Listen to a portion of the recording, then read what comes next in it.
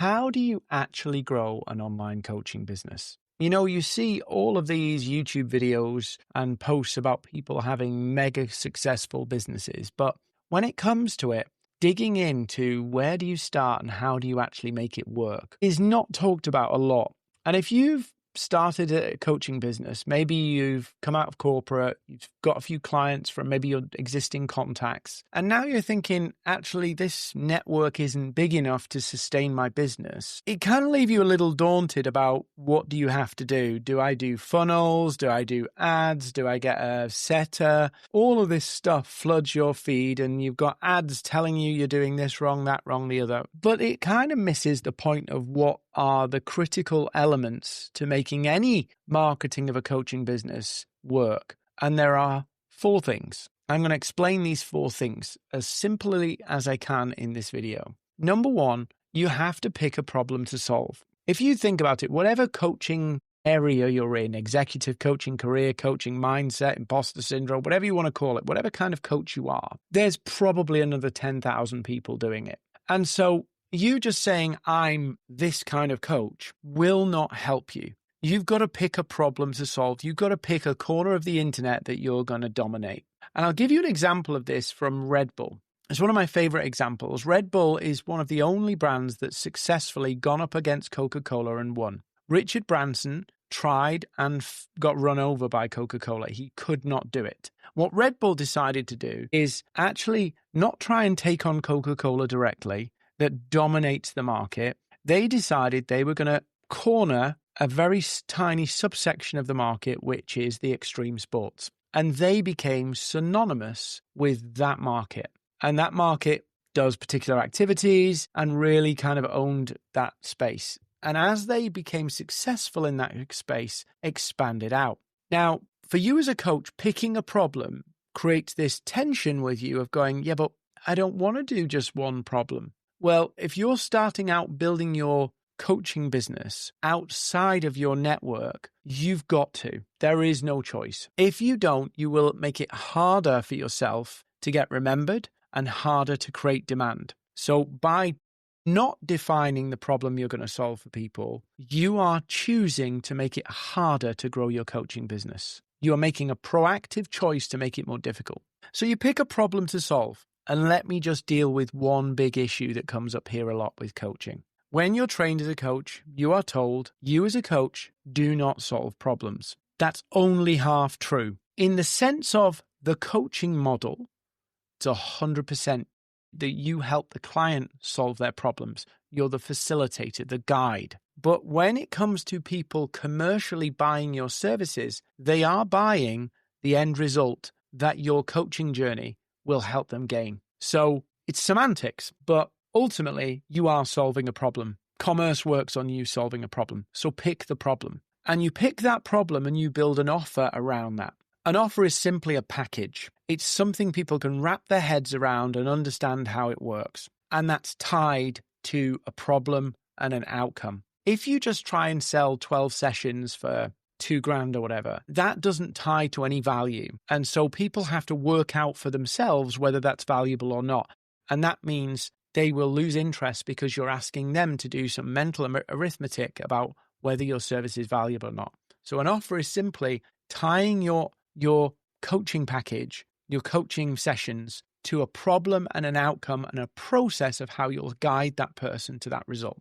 That's simple. You need a problem to solve and you need an offer to solve it. Dead simple. Simple to do, but not simple to reconcile in your head because you will fight yourself to try and appeal to many, many people, many, many problems. The second thing is you need an audience for that.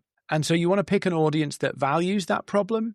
The stakes are high, you enjoy working with, and importantly, you can find them. So a lot of coaches hang out on Facebook, and I personally don't think Facebook is the best place, and I'll tell you why. It is very difficult to find your target audience, and it's very difficult to find them in repeatable quantity. And I don't mean volumes here, thousands. I mean, it's hard to find them. So platforms like Instagram and Facebook make it very difficult for you to actually map out and find those people. And also, there's some etiquette on Facebook about friend requesting people that on LinkedIn does not apply. So you want to get those people in your world, whether they're Facebook friends or LinkedIn connections, because you want them to be able to see what you're doing and see what you're up to. Not to pitch them, but to have them in your world. Next, you need a message. You've got an offer, you've got a problem, you've got an outcome, you've got an audience. You need to build a message that resonates. If you don't want to spend a lot of time building the coaching business,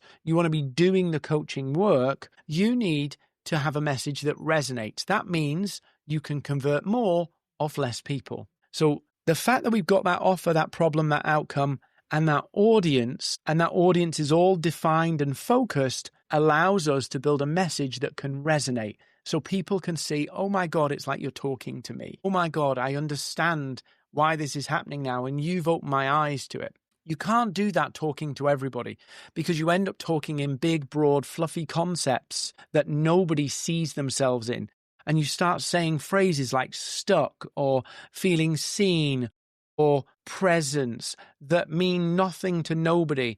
Whereas when you've picked that audience, you can build a message which actually speaks to their specific service when they feel like the board is putting them under pressure and they feel like they may not be cut out to be reporting to the CEO, or they've been offered a managing director role and they're starting to doubt themselves. You can start to get really specific in your message and people go, oh my God, it's like you're talking to me. And that drives action, that drives trust, that drives motivation. And then the fourth thing you need is actually a system. If you want getting clients and building your online coaching business to be successful, you have to have a system that works to acquire clients. And there's 4 parts to this system.